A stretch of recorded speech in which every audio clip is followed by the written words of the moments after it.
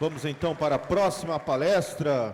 Convidamos até o palco para mediar o senhor Aldemir Zanata, da JIP.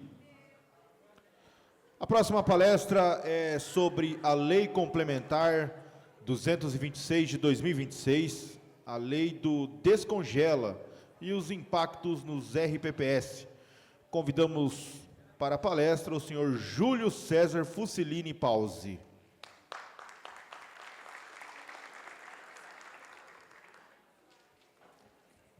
Júlio César Fusilini Pause é da DPM, advogado com atuação consolidada na área do direito público, especialmente voltado à gestão pública municipal e assessoramento jurídico de entes federativos. É sócio-diretor e consultor jurídico da Borba, Pause e Perim Advogados, onde atua na orientação técnica e estratégica de administrações públicas. Também é sócio e professor da DPM Educação Limitada, contribuindo para a capacitação de gestores e servidores públicos em temas relacionados ao direito público e à administração municipal. A sua formação acadêmica é graduação em Direito pela Universidade Regional do Noroeste do Estado do Rio Grande do Sul, pós-graduação em Advocacia Municipal pela Universidade Federal do Rio Grande do Sul, pós-graduação em Direito Público pela Fundação Educacional Machado de Assis, MBA em Gestão Estratégica de Pessoas pela Faculdade Estácio de Sá. Passamos então a palavra ao nosso mediador, Aldemir Zanata.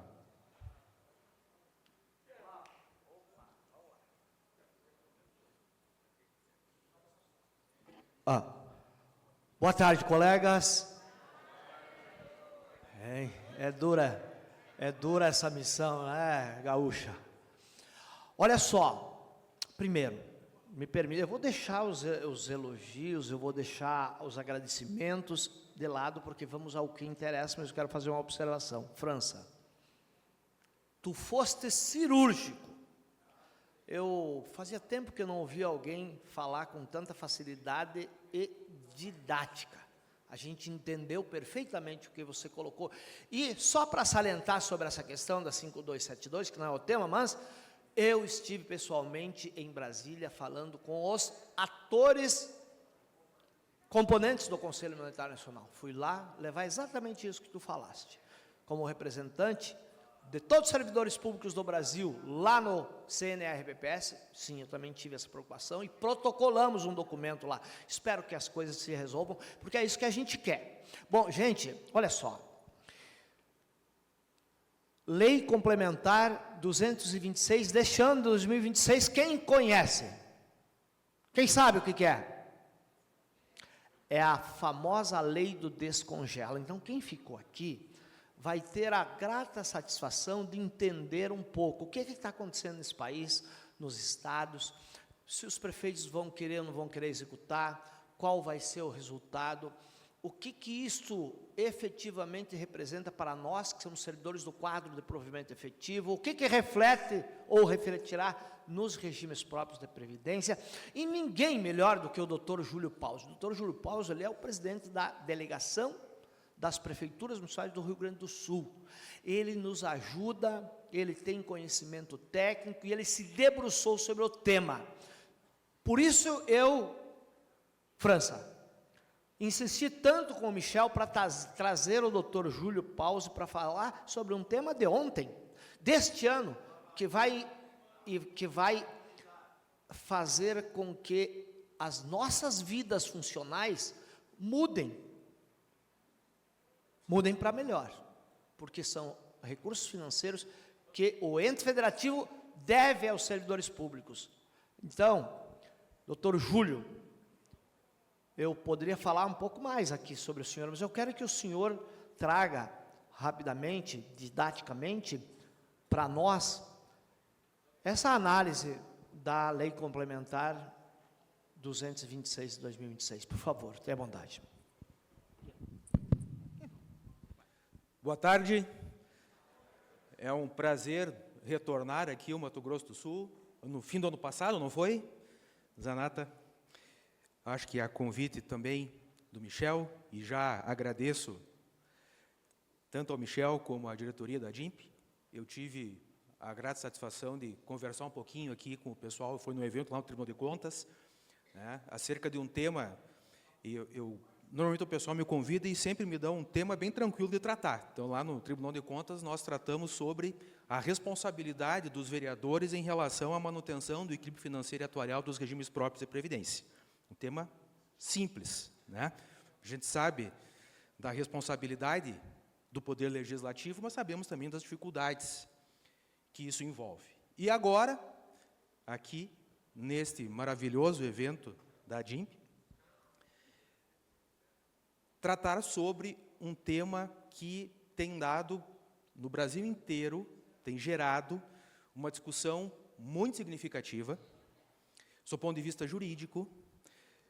Já adianto a vocês que não há uma solução ainda definitiva, digamos assim, com um argumento de autoridade judicial, não há precedentes judiciais resolvendo definitivamente a situação, e como o próprio Zanata já comentou, algo que impacta, primeiro, diretamente a vida dos servidores, e segundo, vai impactar também o nosso regime próprio de previdência social. E a minha intenção aqui, a minha meta, evidentemente, é apresentar, no tempo que temos, as discussões, enfim, e alertá-los acerca do cuidado que devemos ter com esse assunto, especialmente em relação ao reflexo que isso vai causar no nosso regime próprio de previdência. Então, nós vamos falar aqui um pouquinho da Lei Complementar 226, de 13 de janeiro de 2026, a denominada Lei do Descongela. Então, para nós contextualizarmos aqui, com a pandemia da Covid-19, lá em 2020, nós tivemos a edição da Lei Complementar número 173, que, entre outras medidas, no artigo 8º,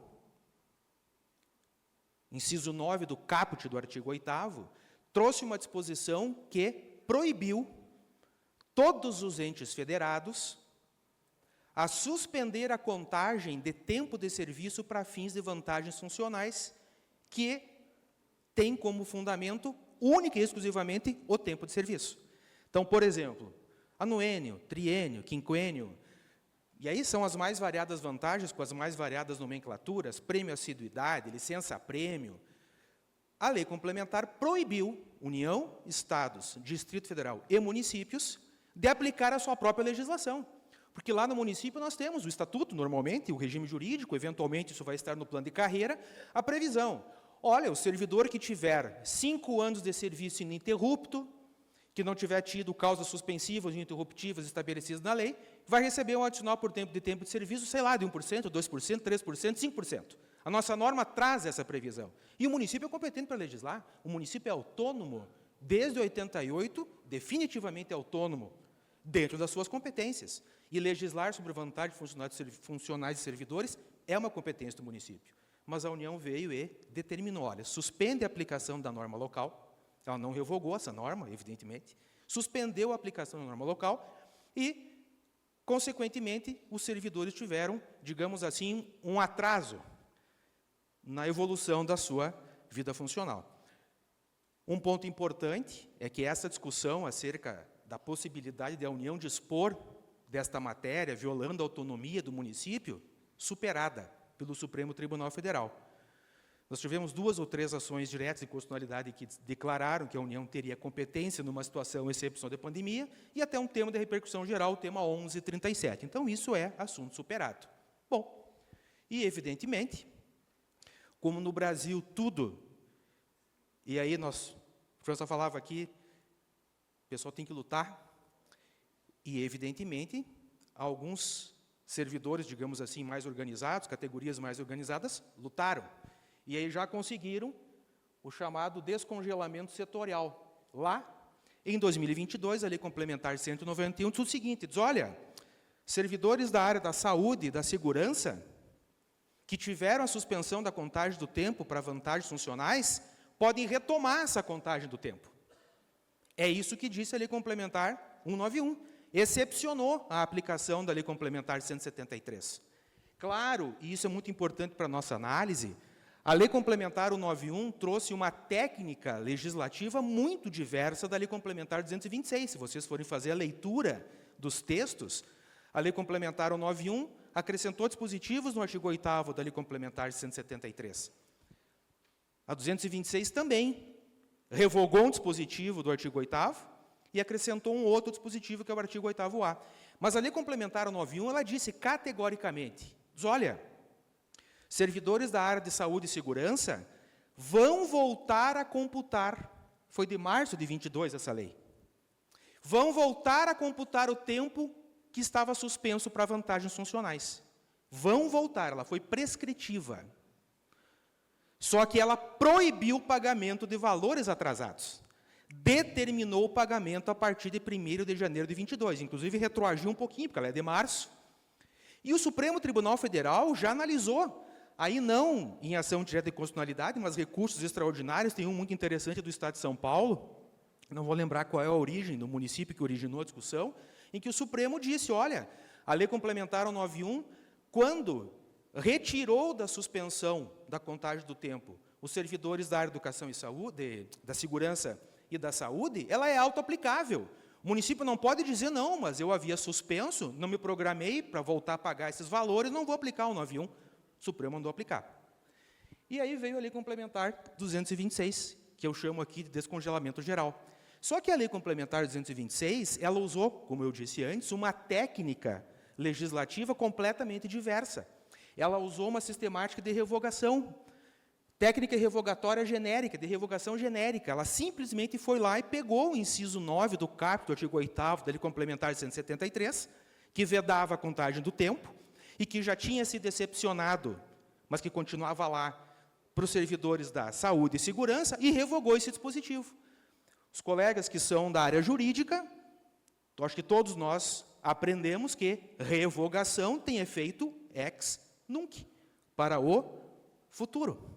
E isso gera uma discussão acerca dos efeitos da Lei Complementar 226, que é muito significativa e que vai desembocar lá no nosso RPPS. Eu digo que a Lei Complementar 226 trouxe uma espécie de silêncio normativo. Por quê? Porque a Lei Complementar 226 revogou, então, o inciso lá do artigo 8º da Lei Complementar 173, que proibia a contagem do tempo, Aí só um detalhe, só para reforçar. Qual é que foi o argumento que o Supremo Tribunal Federal usou para dizer o seguinte? Diz, olha, é constitucional a Lei Complementar 173 quando determinou que os municípios, os estados, deixassem de aplicar a sua própria legislação e suspendessem a contagem do tempo. O Supremo disse, olha, estamos numa situação excepcional de cooperação federativa, como a União está injetando dinheiro para combate à pandemia, ela pode pedir uma contrapartida em relação às questões fiscais. Isso foi o argumento em resumo. Tá? Isso é importante aqui, porque se a União pôde fazer isso com a Lei 173, se ela pôde fazer isso com a Lei 190, Lei Complementar 191, ela não pode fazer isso com a Lei Complementar 226? Quer dizer, ela pode suspender a contagem do tempo, agora ela própria não pode dizer que a suspensão deixou de existir? Quer dizer, agora vai valer, eventualmente, a decisão do município? Essa é a grande discussão de fundo. Os argumentos, a discussão jurídica. Porque, na verdade, a Lei Complementar 226, então, ela revogou o dispositivo que vedava a contagem, só revogou.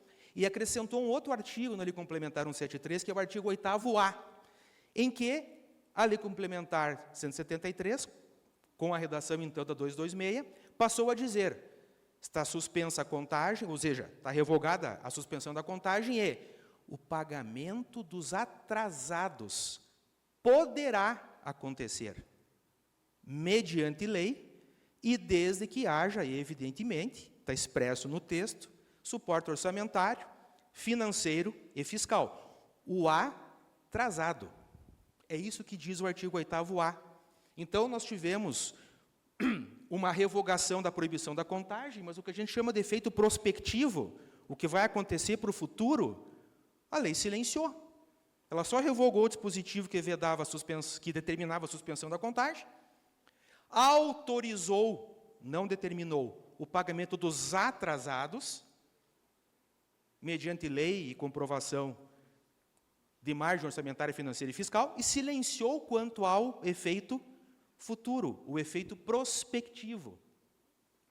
Houve, na verdade, uma espécie de assimetria legislativa. Enquanto a Lei Complementar 191, a lei diz, olha, os entes federativos vão voltar a computar o tempo de 28 de maio de 2020 a 31 de dezembro de 2021, que é o prazo do período que foi suspensa a contagem, vão voltar a contar. Foi determinante. Ela expressou a vontade do legislador de forma clara. Não tem alternativa. Eu sou obrigado a voltar a contar o tempo para os servidores da área de saúde e segurança. Eu sou proibido de pagar atrasado.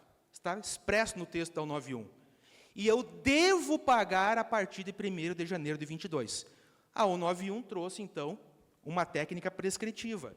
Já a Lei 226, a Lei Complementar, como eu explicava a vocês, ela não usou essa mesma técnica. E isso gera confusão. Há, no mínimo, 2 teses aplicáveis para se fazer a hermenêutica da Lei Complementar 226. Ao mínimo 2. A primeira, já vou adiantar que é a nossa opinião, e já há precedentes judiciais. São Paulo já há bastante decisões de 1º grau, evidentemente, ainda não subiu para os tribunais, né? Aplicando esta tese.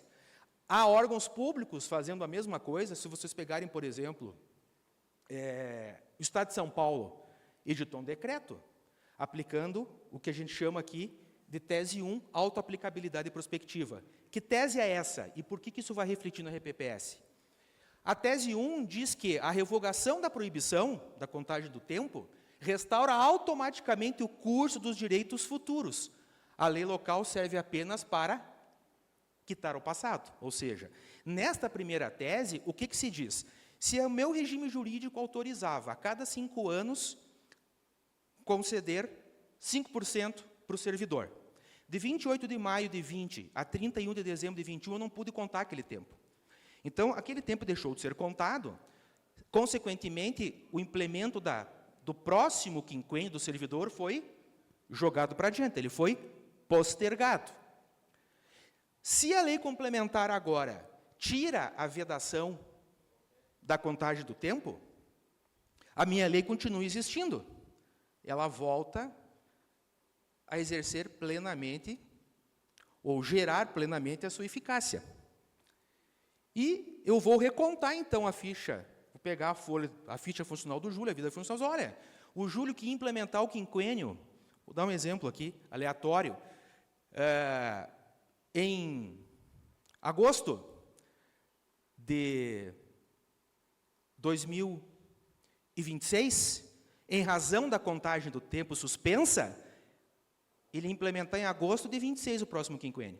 Mas se eu voltar a contar aquele tempo que não foi contado, ele já implementou esse quinquênio, digamos lá em agosto ou março de 2025. Por esta tese, o município, primeiro, como o Estado e a própria União, é obrigado a refazer a contagem do tempo. Não é uma escolha. Suprimiu a vedação, reconta o tempo.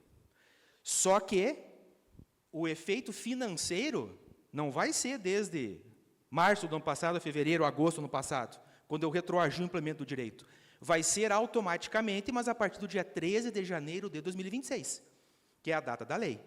Pagar o atrasado, indiscutivelmente, só se o ente público entender conveniente, oportuno e tiver capacidade orçamentária, financeira e fiscal. Ponto. Indiscutível. Já imaginem que vocês têm servidores aposentados lá no RPPS, que são aposentados pelo cálculo de remuneração e com paridade. Então, vocês imaginem que, se essa tese vigora, eu vou ter um impacto lá no RPPS também de modo automático. A segunda tese, que é a chamada tese do condicionamento integral, diz o seguinte: não, quando o artigo 8º-A da Lei Complementar 226 diz que o município pode pagar o atrasado e que exige lei para pagar o atrasado, o pagar o atrasado é uma metonímia. Está incluindo também a contagem do tempo. Pela segunda tese, a Lei Complementar 226 não traz nenhum efeito automático em nenhum ente público, porque está na sua competência decidir se vai contar o tempo que ficou suspenso E, claro, se não contar o tempo, não tem efeito financeiro daqui para frente, assim como decidir se vai pagar o atrasado. Então, a tese da autoaplicabilidade prospectiva tem, nesses argumentos que eu referi para vocês, os seus fundamentos, e tem um acréscimo de argumento, que a gente, se vocês forem pesquisar artigos, manifestações técnicas sobre a Lei Complementar 226, é difícil encontrar, com uma certa profundidade. Tem um argumento que eu até agora não vi ninguém levantar, e nós temos levantado isso. Houve uma emenda no Congresso Nacional, uma emenda de redação, lá no artigo 8º-A, da 173 acrescido, que diz, fica autorizado o ente público a pagar o atrasado. Se pretendeu incluir lá, fica autorizado o ente público, então, se quiser, contar o tempo, essa era a inclusão, e pagar o atrasado. E a emenda foi rejeitada. Então, evidentemente, a gente sabe que uma das piores técnicas interpretativas de uma norma é a vontade, o mens legis, a intenção do legislador. Depois que a lei nasce, ela nasceu. Mas penso que aqui ela é um argumento razoável para conduzir uma interpretação. E o condicionamento integral à lei é a autonomia do município. E por isso que eu digo, lá quando a Lei 191 excepcionou, o Supremo não disse não, os municípios podem aplicar o 91 se quiserem. Negativo, mandou aplicar o 91, assim como ele mandou aplicar o 173. Então, aqui está o resumo disso que eu falei a vocês, da tese 1 e da tese 2. A tese 2, em resumo, se ela for aplicada, o município não faz nada, só se quiser. E se fizer, vai ter o reflexo previdenciário.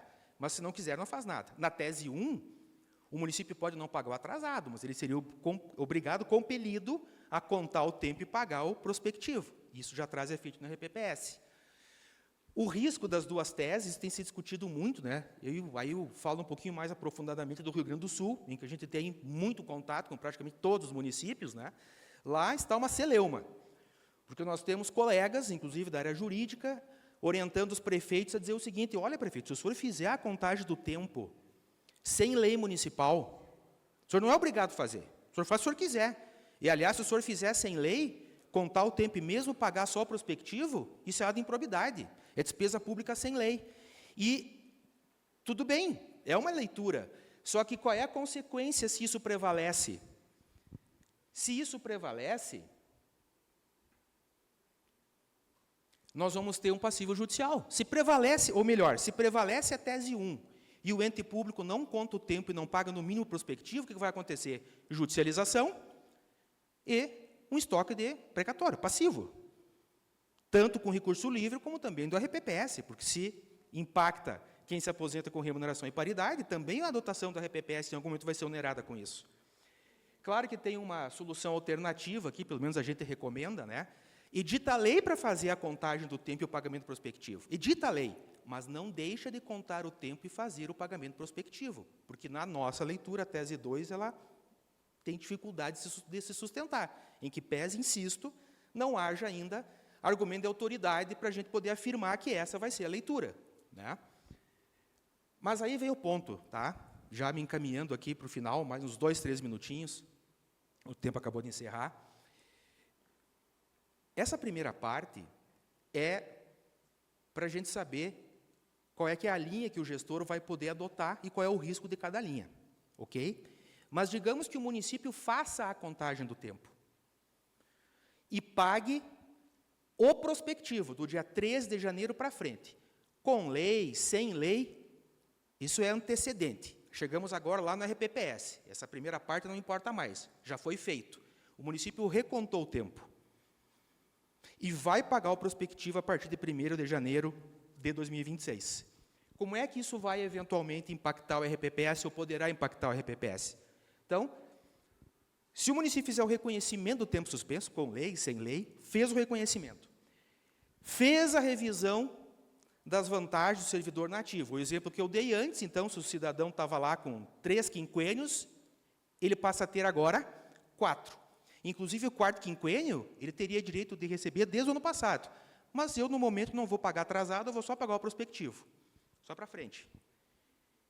Atuou ou alterou o padrão remuneratório desse servidor. Vamos dizer que ele seja um oficial administrativo.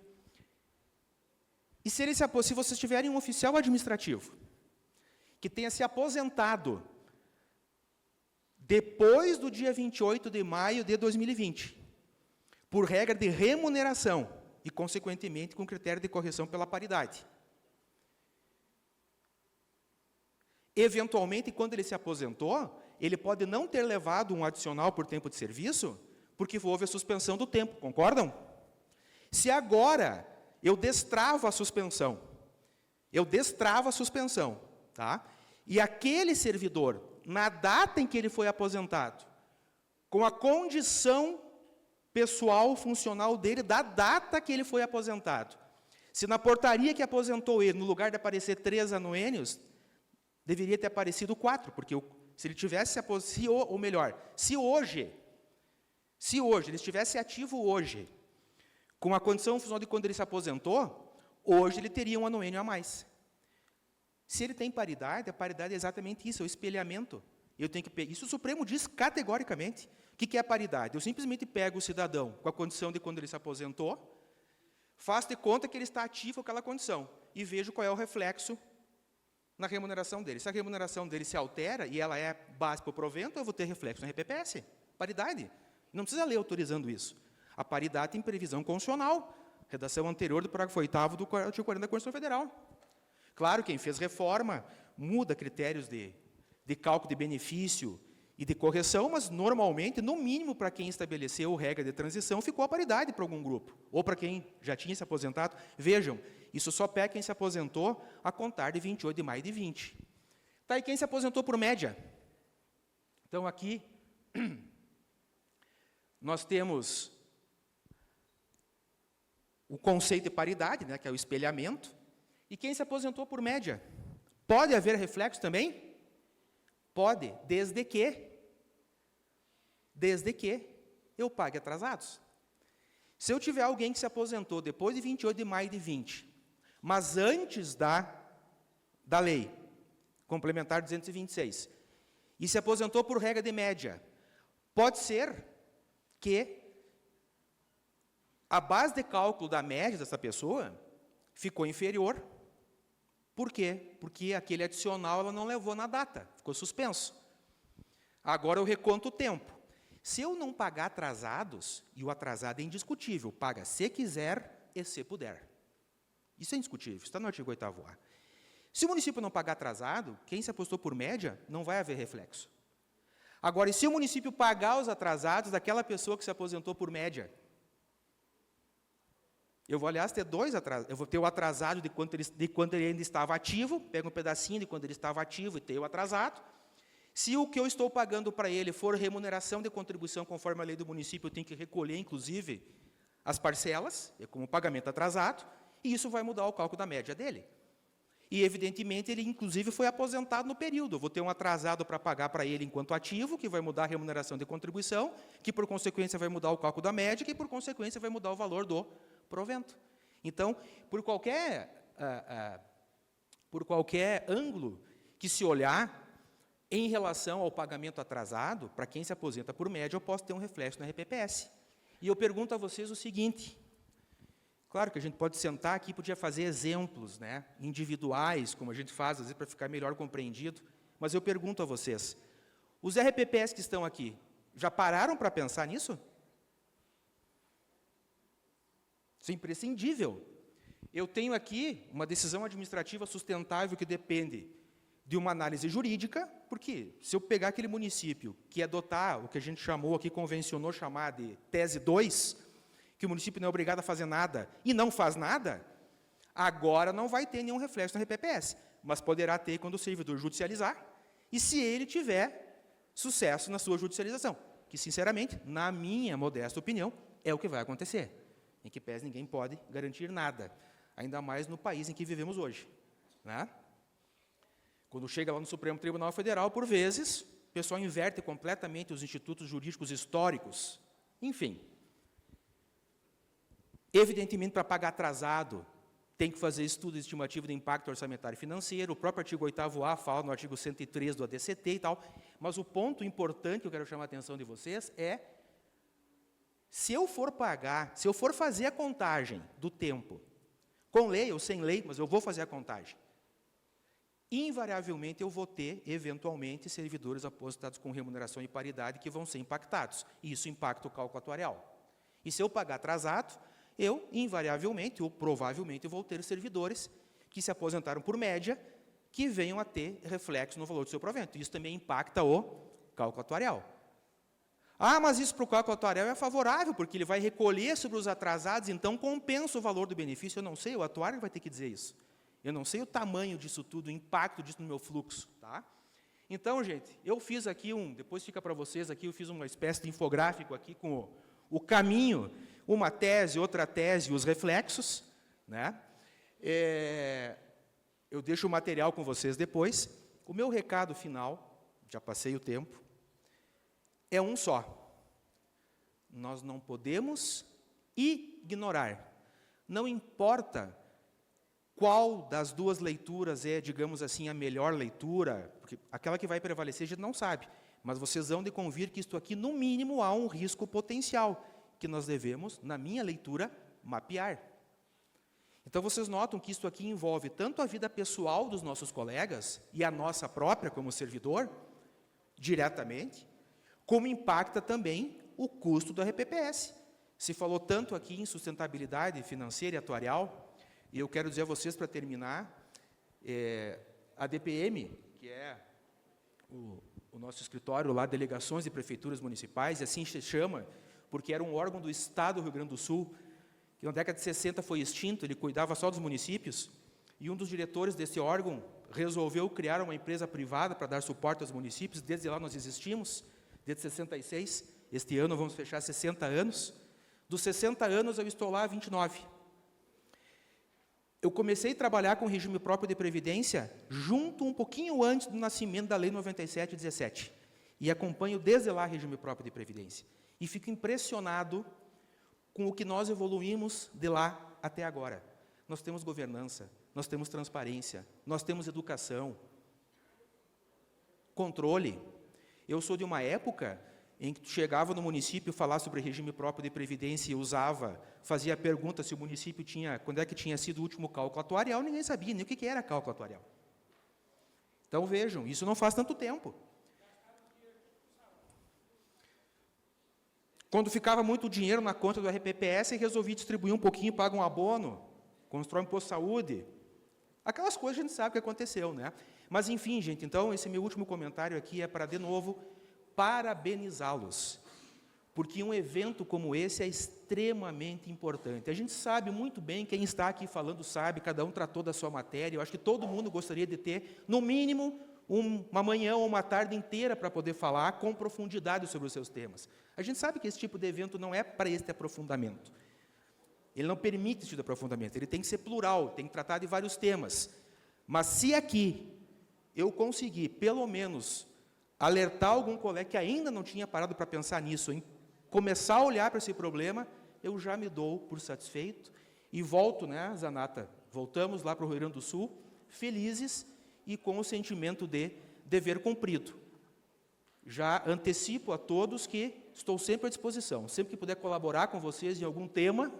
Quem sabe, Michel, na próxima vez tu consegue um tema menos árido só, né? Brincadeiras à parte. É disso que a gente fala, o que a gente quer dizer quando faz o enfoque muito na necessidade de qualificação, na necessidade de educação, nesse convívio, nessa conversa. Então, muito obrigado pela atenção de vocês, aguentar aqui até o final deste dia. Até a próxima. Muito bem. Eu não é instigante esse tema. Nós precisamos tomar cuidado.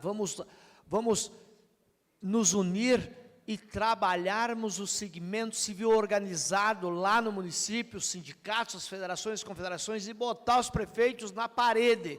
Eles pagam um monte de porcaria e quando é a hora de pagar o direito dos servidores, eles se fazem de bobo. É assim?